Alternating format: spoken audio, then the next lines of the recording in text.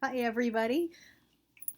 I've got some free time and it should be reasonably quiet, and I have Shaking the Nickel Bush, and we are up to chapter 11, Little Clay Horse. If you hear panting, I've got a derpy dog over here. She's a little bent out of shape tonight. Don't know why. Hopefully she'll be quiet. And away she goes. Click, click, click. Chapter 11 is called Little Clay Horse. Starting the morning after Christmas, we hunted jobs just as hard as we could. We followed every pair of wheel tracks that turned off the road anywhere between Fort Thomas and Safford on both sides of the Gila River. But we found only one job. Not too bad a one, but Lonnie wouldn't take it. The rancher passed me up like cold soup, but he let Lonnie show him that he was good with a rope and offered him 30 a month. More when roundup time came. Lonnie tried to take us both in on the deal, but when the rancher shook his head, he backed away. Nah, he said, it's both of us or none. My buddy here, he can't drive our automobile, and I wouldn't want to leave him stranded.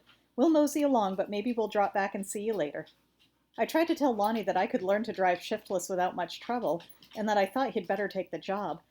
I said I'd try to find one nearby, and that if I didn't, we'd keep in touch with each other during the winter. Then we could find jobs together when roundup time came. When Lonnie shook his head, I thought it might be because he was afraid I wouldn't leave him his saddle and outfit.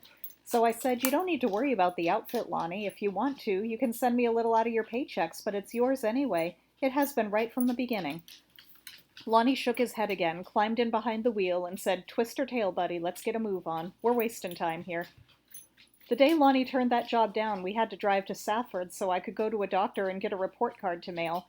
While I was waiting for the doctor to examine the specimen, I wrote a short letter to Mother telling her our boss was sending my partner and me over into New Mexico for some cattle, and that he was going to meet us in El Paso, Texas, so she could write to me there.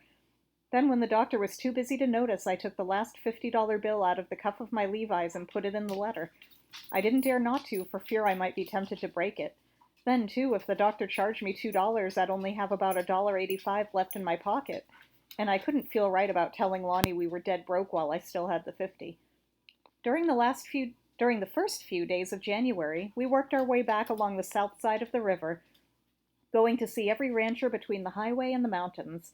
The only thing that saved us from getting right down to our last penny was that I'd made a little clay horse every evening, and that Lonnie had pretty fair luck trading them in towns for a few gallons of gas or some grub.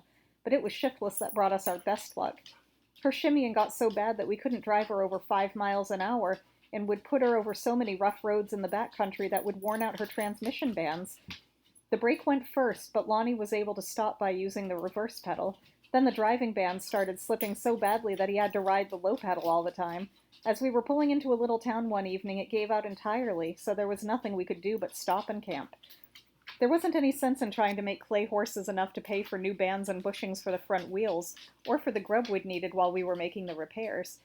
Lonnie had already traded 2 horses in that town, one to the only store and one to the only garage. The market was already flooded, but that night I made a horse's head. It was about 6 inches high with an arched neck and a curly mane. I worked on it till way after midnight and did the very best job I could. The next morning I told Lonnie to sleep in while I cleaned up our dishes and made my last gluten flour into bread. At 10 o'clock he was still sleeping, and I had the bread all covered over in the coals to bake, so I took the horse's head and went into town.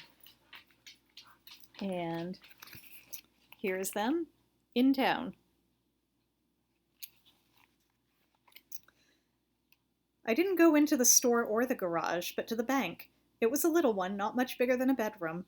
A girl about my age was in a cage at the front. Beyond her I could see the bald head of a man who was writing at a desk, and behind him was the iron door of a vault. I was barely inside the door when the girl in the cage called, "Good morning." Then she noticed the little clay head and sort of squealed, "Oh, you must be the artist who sculpted that cute little horse at the store." With what I had in mind, I couldn't tell her that I wasn't an artist, only a cowhand out of a job. So I went to the window, passed the little model in to her, and said, "It's an American saddlebred horse. I saw him at a horse show in Boston." The girl was a pretty one, and her eyes sparkled as she turned the head over in her hands, oohing and eyeing over it.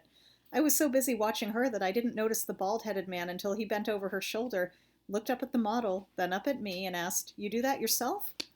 On the way in from camp I'd rehearsed what I was going to say to the banker, but with the girl having said what she did when I came in, and with our being so hard up right then, it didn't come out the way I'd planned.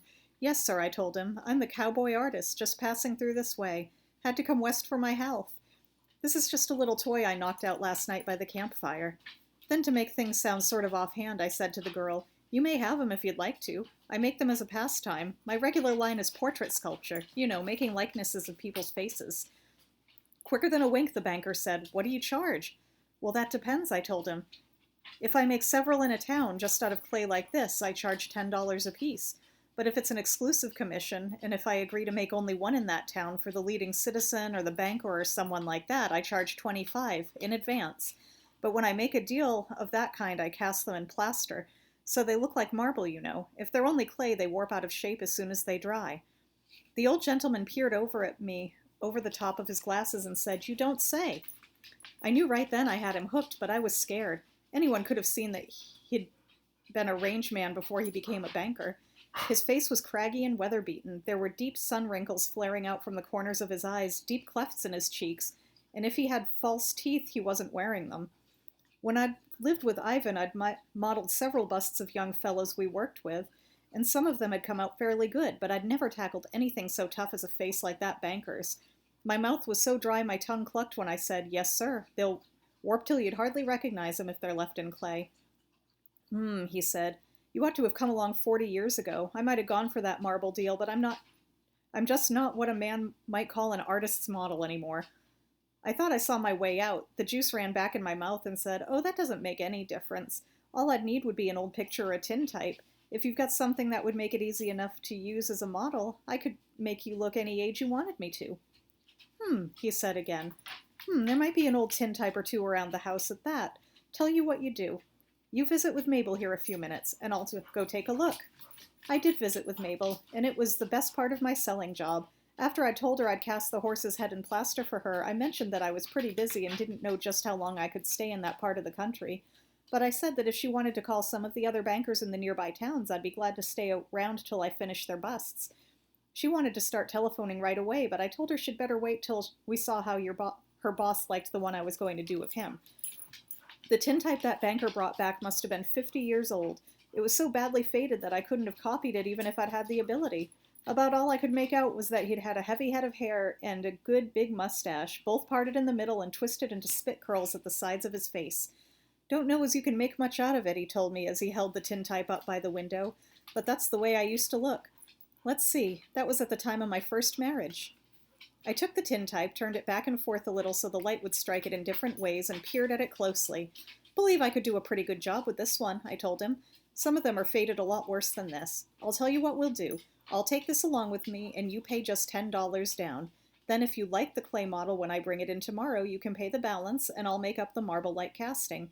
If you don't like the model, we'll just call the deal closed. Is that fair enough?" He thought it was and gave me 10.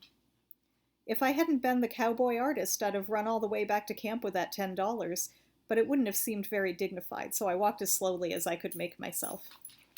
And that is the end of Chapter 11. More to follow. Bye-bye, everybody.